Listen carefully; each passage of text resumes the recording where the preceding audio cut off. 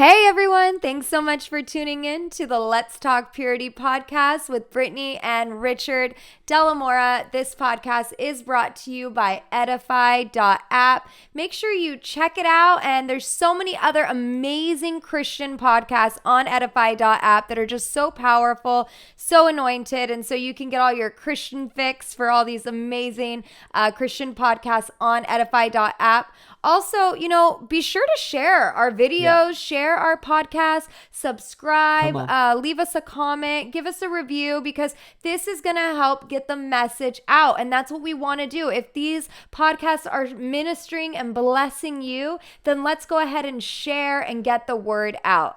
Hey guys, we are super excited, and we're excited for this month, right, babe? Yeah. Because all this month, hun, what are we talking about all this month? Porn and sexual purity. Porn and sexual purity. Dun, dun, dun, dun. Dun, It's dun, going to dun. be that fun conversation that we're having all month, y'all. So make sure you guys tune into every episode. So today, kicking it off, we are going to talk about behind the scenes of the sex industry. Woo!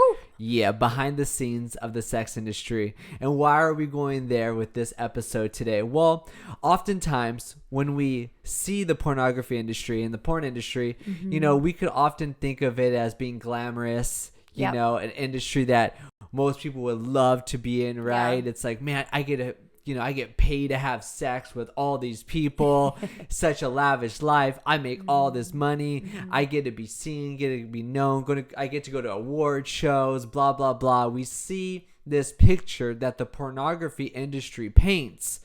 But oftentimes what we see is far different from what's going on behind the scenes. Exactly. And that's why my wife and I would love to have this conversation with y'all. And we're just so excited to dive in. So, love, I know for you, you were in the porn industry for 7 years of your life. Give us a little backstory of how you got into the industry. So, I grew up like most women in a broken household. I was never affirmed, and I just grew up just looking for love and acceptance and affirmation in all the wrong places. And my search led me to the porn industry, but it didn't start in the porn industry. It actually started in the strip club. I had one crazy encounter in Mexico one night at 15 where I took my clothes off for money, and that seed was planted that if you take your clothes off for money, not only are you going to be affirmed, but you're going to get paid to be naked in the presence of people. What you don't get for what you don't get at home, you'll look for in the outside world. Absolutely and so that's what I was looking for. And so anyways, in college, I ended up going back to the strip club. And one night there were a couple producers that came in and they said, you are beautiful. We make romance movies. If you're ever interested, give us a call. Romance movies. Yeah, I love it. So many people think, oh my God, that was the big manipulation, right? Like, I wasn't that naive. I knew they were talking about porn. You knew you weren't going to make movies like The Notebook and A Walk to Remember. Exactly. And all those Nicholas Sparks movies. When I call, yeah, exactly. Your favorite movies. He loves chick flicks. Yeah, side note. I know. Funny side note. So no, when I hit them up, I was in LA the next day, and I knew that I was going to go to a porn set. What happened next, I didn't know. They actually let me watch the porn scene, and they put me in hair and makeup. They took my photos, connected me with an agent, and the rest is history. I was in that industry for 7 years of my life. So let's stop right there. You said something that really was intriguing to me. You said they were telling you things like you're destined to be a star. They're telling you you're beautiful. And before all this, when you were a young girl, you never heard those words, right? So those were, affirmations that you kind of needed and you really wanted because you never heard that at home. Yeah, they fed my ear everything that it was dying to hear. Everything. We love you. You are going to be a star. Yeah. You are amazing. And it's like, these are things that you want to hear from your parents and from your loved ones, And being that I didn't hear those things growing up, it was like, oh, this is love. Yeah. This is family. This is what I've been searching for my whole entire life. Obviously, I was You were misled. sadly mistaken. So let me ask you this question. Did the porn industry fulfill its promises? No, I mean, the porn industry made a lot of promises. You talk about it being glamorous. Yeah. That's exactly what I thought the porn industry was. I thought that it was glamorous. I ended up getting into the industry and it was far from glamorous. The promises of it giving me love, like that. It's not that anybody per se said, hey, like when you come into this industry, you're going to find love. But it's these lies that you believe when you're getting affirmed and so forth. And no, I mean, I definitely didn't find love in that industry. I didn't find fulfillment for the void that was in my heart. The funny thing is that I was searching for affirmation. Yeah. The porn industry did make me a star, right? Yeah. And so I had hundreds of thousands of people praising me on a daily basis. And let me tell you, all that affirmation still wasn't enough. It wasn't enough. It wasn't enough. Why wasn't it enough?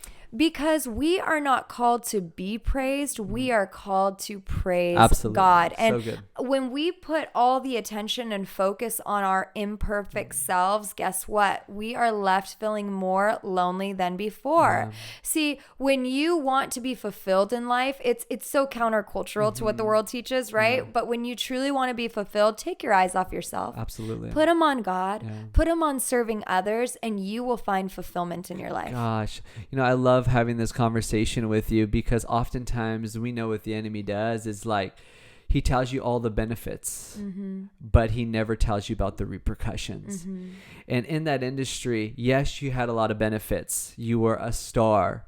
People praise your name. You have thousands of followers. You made ridiculous amounts of money, right? You said, I remember, well, for the people who may not know, it was around what, 30,000 a month on average. On average, right? So you made all this money, yet you were still broken and you were still hurt. Absolutely. So you're going now into the porn industry. You're doing these new scenes, right? You said they showed you, the scene, right? So here you are. You're in this industry now. You're getting what you thought you wanted. Now, let me ask you a question. While you were in the porn industry and you were making these movies, were there ever like alarming things that went off in your head on things that they would make you do where you're like, wait, what am I doing?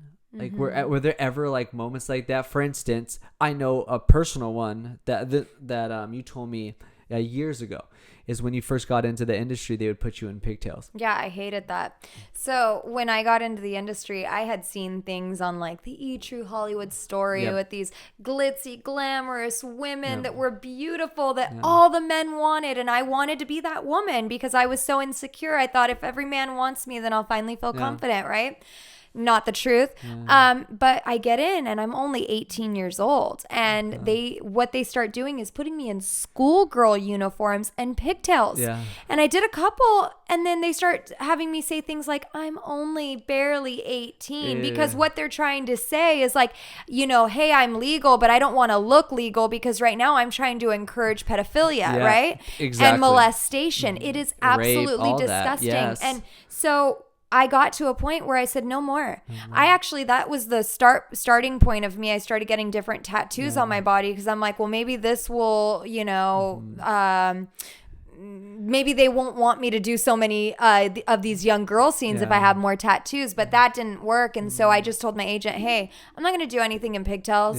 If they want to put me in pigtails, tell them I won't shoot the scene. So the porn industry then advertises pedophilia is what you're saying. 100%. It is actually some of their most popular, most searched scenes is young girls and old men. Why that bothers me is because if you create the advertisement, you create the appetite. Exactly. So watch. People go in and they're watching those types of scenes where it's this barely 18 with an older man, and now that scene is no longer fulfilling them because porn is like a drug. Cocaine will fulfill you for a period of time, and then you probably are going to need crystal meth or heroin pills, and then heroin. Like it goes deeper and deeper into the addiction. So at one point that's satisfying to you, right? But then in the next point, it's no longer satisfying, and now you're the creeper that is going around hitting on little teenage girls. That's where it starts. No, and that's why it's so sickening. And so I'm just, as I'm listening to you and as we're having this conversation, I'm like, wow, whatever is advertised to you is going to shape your appetite. So like you said, we find rape, and look at the sex trafficking going on in the world today. It is ridiculous, right? But I truly believe the porn industry leads to an open door to create sex trafficking, to create pedophilia, to create rape, and kind of going down, those lines. And I just think it's ridiculous. But all this started right here when you entered into the porn industry.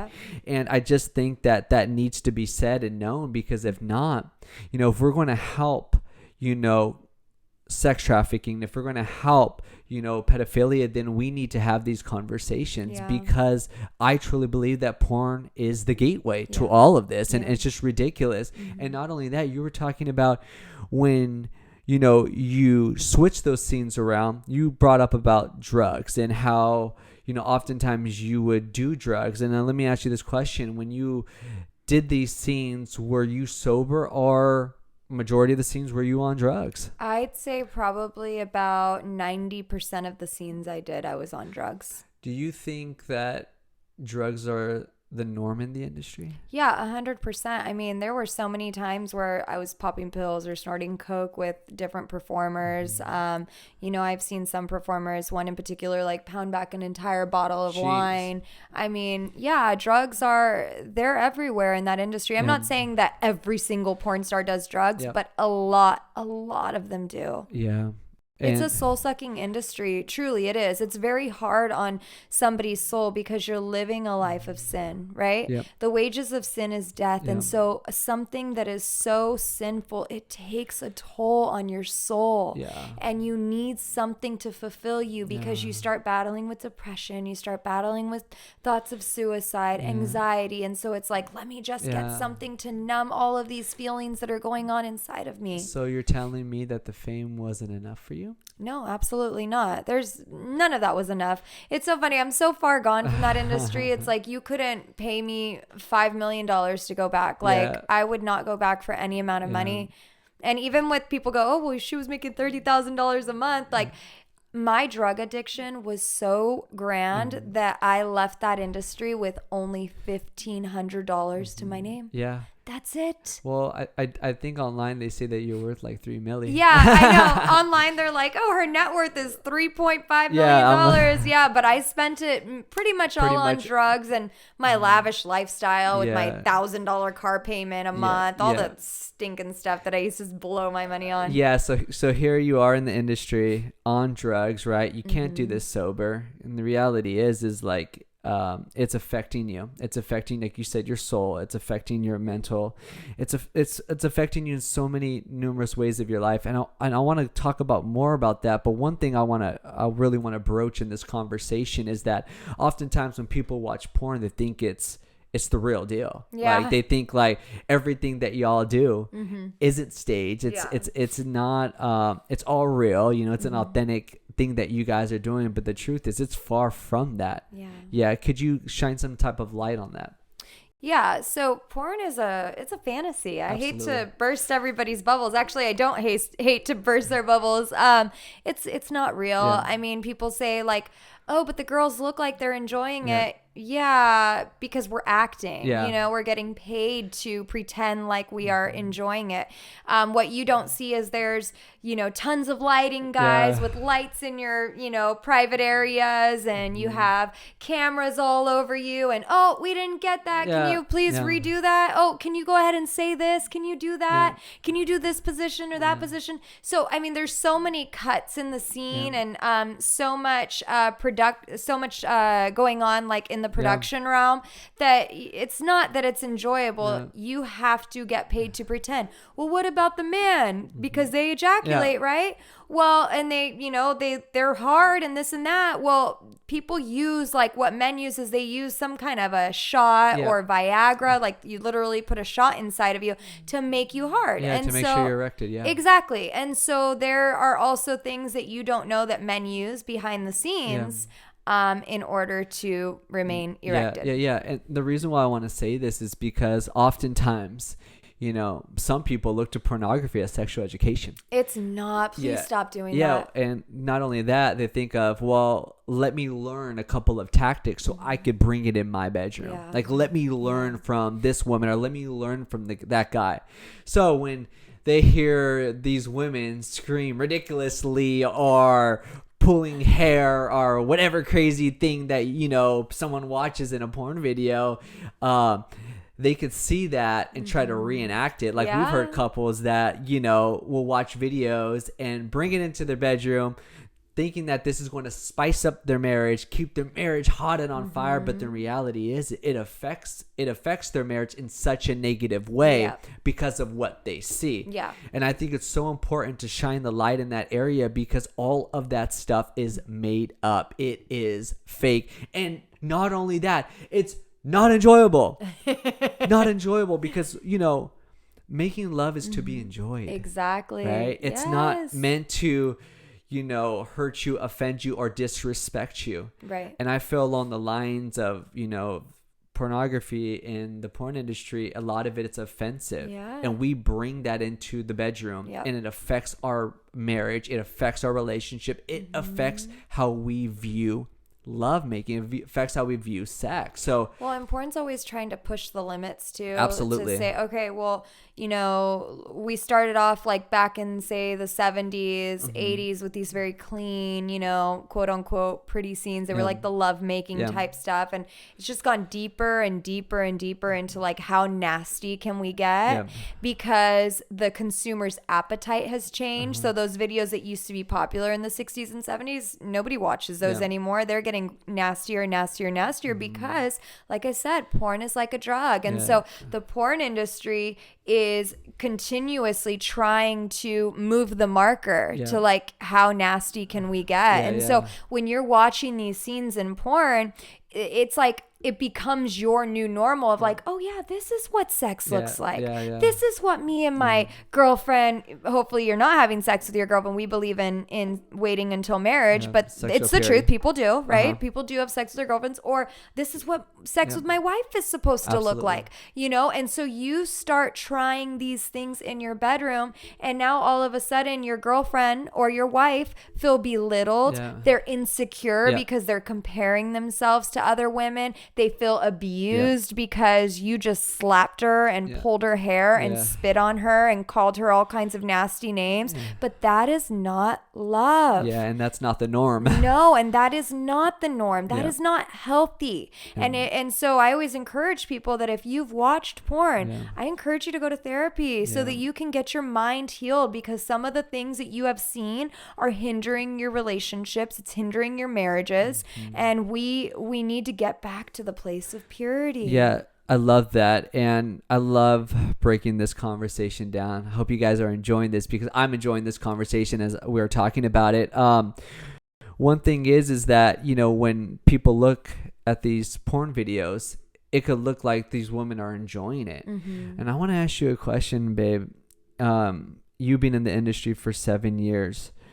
Were there times where you just felt hurt, broken, disgusted off a porn scene, like where you're just like, I recently remember the conversation you had with Lisa Ann and Examine, and she was saying how like some of these women would get off stage crying, broken I've seen and hearted. So let's talk a little bit about that. Yeah, I have literally. It has been so sad. Like, so, I'd show up to a porn set, usually there's several people that are there. So I'd be in like hair and makeup, and, I'd go in, check in, fill out my paperwork. And so I'd always kind of like peek in, like, oh, what's going on? What are they doing here? And I remember one time everybody, just the directors and producers, started looking around, and I'm like, what is going on in there? And so I really I'm like, and the girl was literally crying. God. And the directors were trying to figure out, like, do we cut and just let her cry it out on camera, or do we stop right now? Like, what do we do here? Yeah. And I have seen that happen, sadly, in my 7 years in the industry, which, by the way, 7 years in porn is a long time. Most women last not longer than a year because of how detrimental this industry is. Is that the same thing for the male as well? Most men don't typically make it in the industry. Like, just, I think there's a select few, that make it. But yeah, you'll see that with men as well. I think the men try to stick it out a little bit longer, but it's just director's preference, whatever. So anyways, most women don't last longer than a year. And so I'm in it 7 years. So I have seen a lot. For me and myself, like, especially in the very beginning when I got into that industry, I didn't know about that you could set specific boundaries while being in that industry. And so I said yes to literally everything within what I was willing to do in the industry. So like I said yes to the abuse, I said yes to being whipped and all these things. And in doing so, like, I remember just going home crying. After every scene, I'd always rush to the shower because even after I started setting clear boundaries and refused to do those types of things, like, I still would just feel so dirty. Like, instantly I'd run to the shower with my antibacterial wash because I felt so dirty. Yeah, absolutely. Gosh, man, that is just so heartbreaking to hear because people who watch pornography, they're getting a kick out of it. They're enjoying it. They're loving it, but at the expense of someone else's pain. Exactly. So what you guys don't know, and behind the scenes, these women are getting hurt. They're being broken, and their mental health is depleting. And I remember, with you, love, you had this moment of your life where you wanted to kill yourself. You wanted to commit suicide almost every day, right? And I think it's what it did to you was so detrimental to your health. It was so detrimental to even your mental state. But luckily, by the grace of God helped you. He delivered you and saved you. But I wish that was the case for certain people that we've known, because in the past in the industry, people lost their lives due to pornography, and it's just so sad. Well, due to suicide, right? And drug overdose, and it's ridiculous, and it's something that we need to be aware of. Because just somebody getting into the porn industry, they're just not a piece of meat. They're a person. And what would you say to someone right now, babe, that wants to jump into this industry and they want to get involved into the porn industry? Like, what would you say to that person? And let me piggyback on this. What would you say to the person who is going through it right now, who maybe their mental state is being affected? Maybe they are having thoughts of suicide. I know that's a pretty big question to ask you, 2 questions to ask you, but what would you say? Yeah, so if you're contemplating getting into the industry, I would really challenge and encourage you to dig deep within your heart and ask yourself why.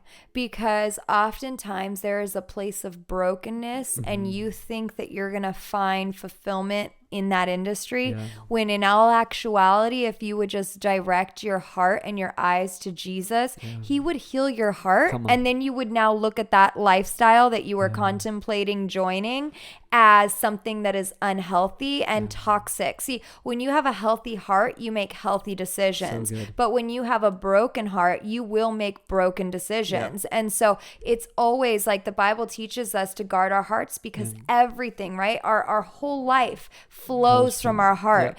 So the way that you see yourself is how you're going to start making decisions. And so you need to see yourself as the righteousness of God. You need to see yourself as an image bearer of Christ. You need to see yourself as you're not a citizen of this world. You are a citizen of heaven. You were created in heaven, and in heaven you will return. And so when you start seeing yourself that way, you'll start to make different decisions. And so I'd really challenge you to just really get into the presence of God and let him heal your heart. And somebody that's just going through it mentally and you are contemplating suicide, let me tell you, there was a time when I, no joke, would have ended my life. I was sitting in a bathroom at my dad's house at 3:00 in the morning, and I turned all the lights off. It was pitch black, and I had swallowed a bunch of crystal meth, and I started slitting my wrist, and I tried to end my life. And then I heard this voice, and this voice said, "Turn the lights on and put the scissors down. Listening to that voice brought me peace and comfort, and I am still here today because I know that that was the voice of God that spoke to me in one of my most darkest moments. God loves you and God is pursuing you. Yes. And let me tell you that ending your life is not going to solve anything. See, if you would just get before the presence of God, allow him to heal your heart, get into therapy, go back and dig deep into your past and discover why it is that you are so unhappy with life and why you hate life and why you hate yourself so much that you would end your life, because you are precious and you are a gift to this world. Your life has purpose. He didn't create you on accident. He created you with a great and mighty purpose. And I want to see your purpose fulfilled. And I know that all of heaven wants to see your purpose fulfilled. And so if you're contemplating that, know that there is hope. Know that there is light. Know that if you would just keep the lights on and put those scissors down, that God is going to bless your life like no man ever could. He has peace in store for you, and he has joy and so much love in store for you. So press through, my friend. Press through and get the help you need. Amen. So good. Thank you. And y'all, if you are battling, we are here to help you. Yes. Write it down in the comments. You could reach out to us on our Instagram, or you can email us. We're here to help you because we are so big on helping people who are in the industry and people who are contemplating, getting involved in the industry. We are here to help, and consumers, et cetera, et cetera. We just know that Britt and I, we love you, and we believe that God surely has the best for you. Yes, we do. So we know this was a very, very heavy topic today, you guys, but we just wanted to shine light on a very, very dark world that the statistics say 70% of the church we'll talk about that next watches week. pornography. Yep. And so we have to shine light, because if we stay silent, then you suffer in silence, and we don't want to see you suffer. And so guys, if this video has blessed you, please like it, subscribe, leave us a review on our podcast platforms.